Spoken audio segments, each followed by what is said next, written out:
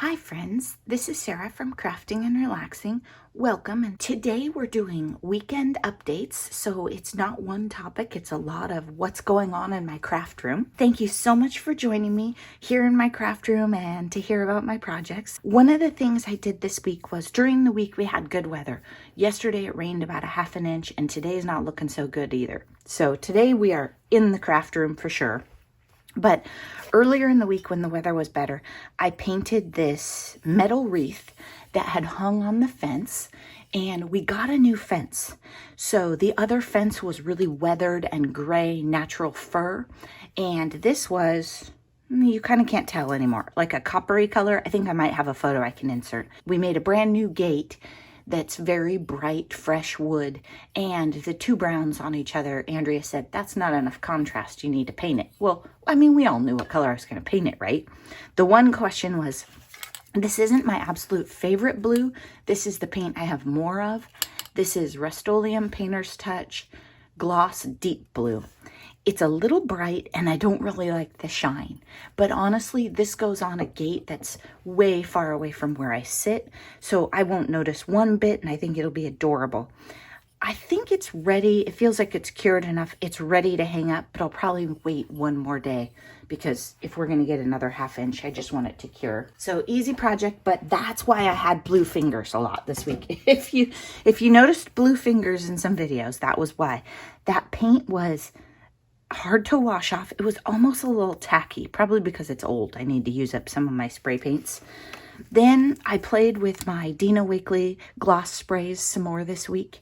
I managed to make mud even with the sprays. On this page you'll see I had blues and purples, and then I tried to put yellow on top of it, and it didn't sit there. I imagined that it would lay on top. I don't know if it wasn't dry enough when I did it, but I didn't love that. So then I kind of wiped some of it off. But you can tell, look at that gloss. I mean, it does have a sheen. I don't know that I have really good luck with her paper because it soaks so much up.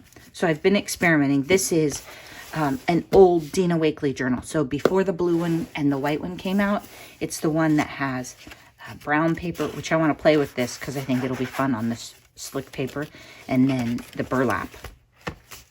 They are really fun. I die cut a butterfly, and so I had that negative and saved it for this. So that one clearly needs some work. I was also experimenting too to see how it would cover like sequins or something. These were silver stars, and they did take the pink a little bit, but it's speckly. Same with the yellow. But if you wanted to, you could do it. You could set them off to the side and paint them and then put them in your project, I bet. And then here's another page where I was just playing with it.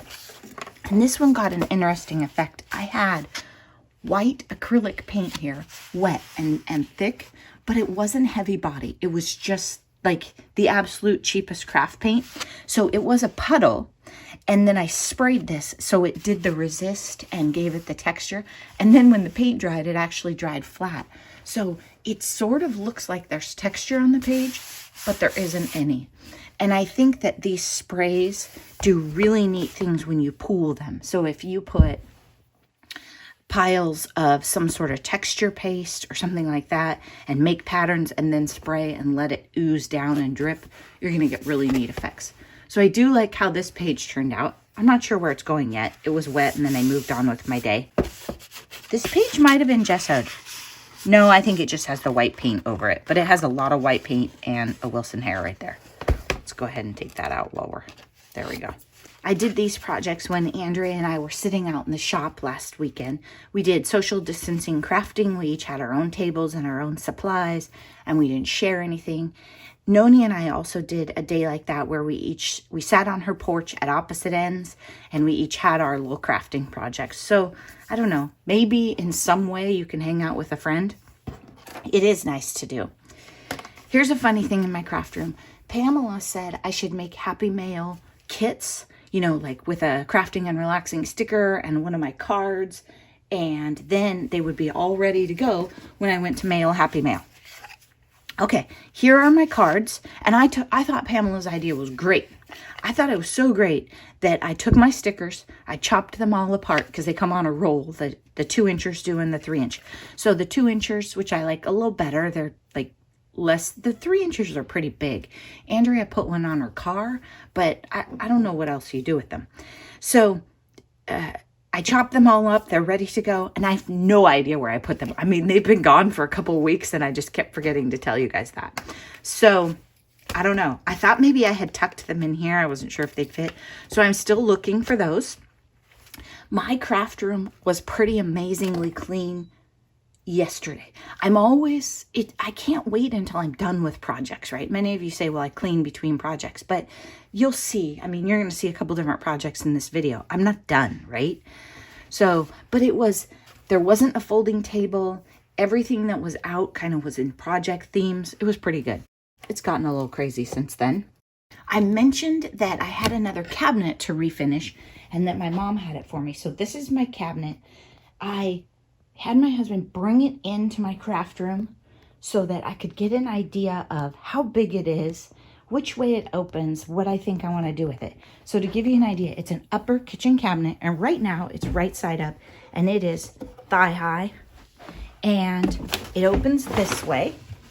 And when it's sitting right side up, it's hard to open because the door hits the carpet. If it's upside down, it opens pretty nice. I was thinking about taking the door off, but then you know how kitchen cabinets have this space right here? So if I put bins in here, I would lose about 3/4 of an inch.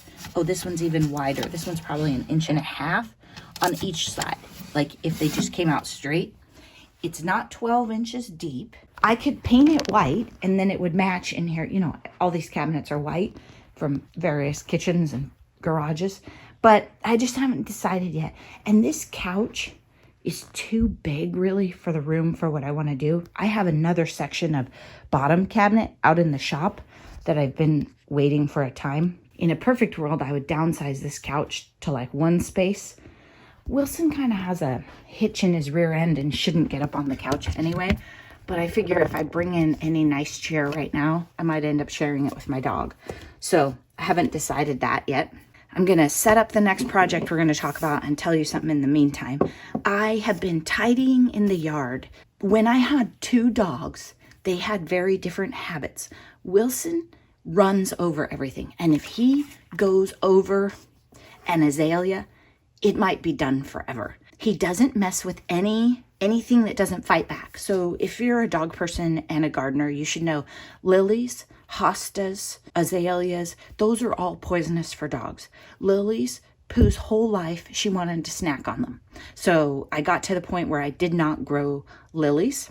And hostas I love, and neither one of my dogs show any interest of them.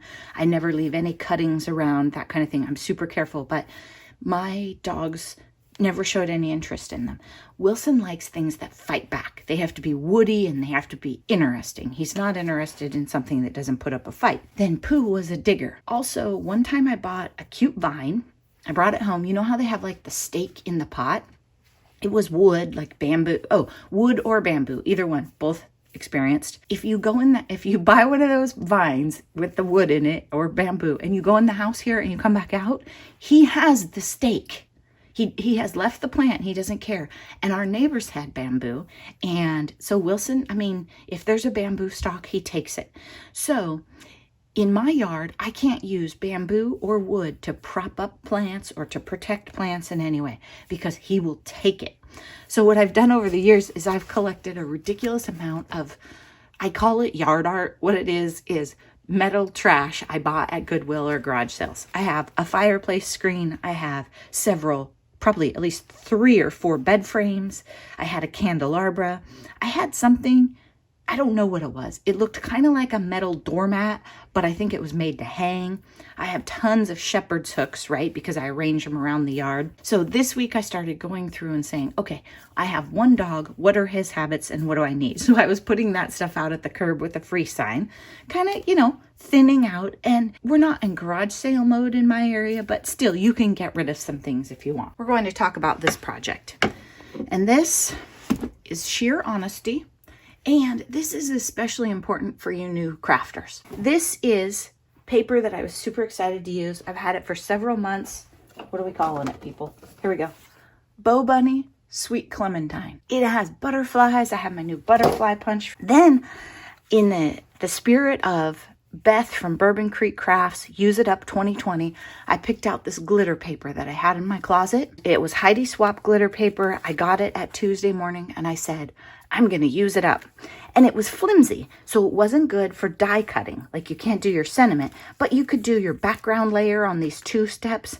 And I thought it would be great for layering. Daniela Hayes layers with glitter paper all the time. And I thought, okay, I'm going to channel Daniela and I'm going to do it.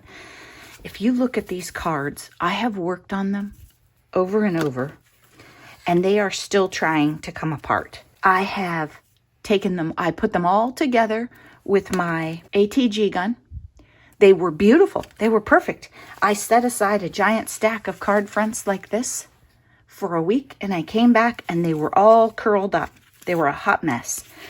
So at that point, knowing what I know now, what I would have done was taken them all apart and threw away the glitter paper. I would have just called it and said, that's enough, we're done. But I didn't do that because I thought, oh, I can fix this. I'm a crafter. So I got out my art glitter glue and I quickly, sloppily, like I glue things, laid them down. This one has a lift right here. It's working. It's okay, but I keep having to touch up the corners and I'm not sure that they'll be beautiful, but they're so cute. I'm going to use them. I'm going to give them to somebody. I'm going to mail them to somebody, whatever. But if you have problems in your craft room where it looks like things just aren't going well, don't be discouraged by the project. I'm going to work on this project today. I'm going to get it out of here and be done with it. Come back to it, try different glues, post messages to your friends and ask, whatever. The funny thing I will tell you is different colors of this paper were worse. The white was completely unruly, the white glitter paper, whereas the gold wasn't too bad. So it just depended on what they made them with. I have learned, oh, and it sheds. Wilson even had glitter on it. I mean, so I've learned a lot about glitter paper. And I'm going to stick with mirrored paper or matte mirror from now on. And I'm going to be honest with you, I threw away the rest of the paper pad. I was fed up with it and it wasn't bringing me joy. It actually brought me joy to throw it away. You know, usually I don't throw anything away, but it's your craft room and you can decide. If it's not bringing you joy, it's out. I'm definitely not buying any more flimsy glitter paper. It has to be sturdy enough to die cut. If I buy glitter paper, it's probably only going to be on a recommendation or I tried it. I tested out of friends and made sure, because this glitter paper was not how I imagined it.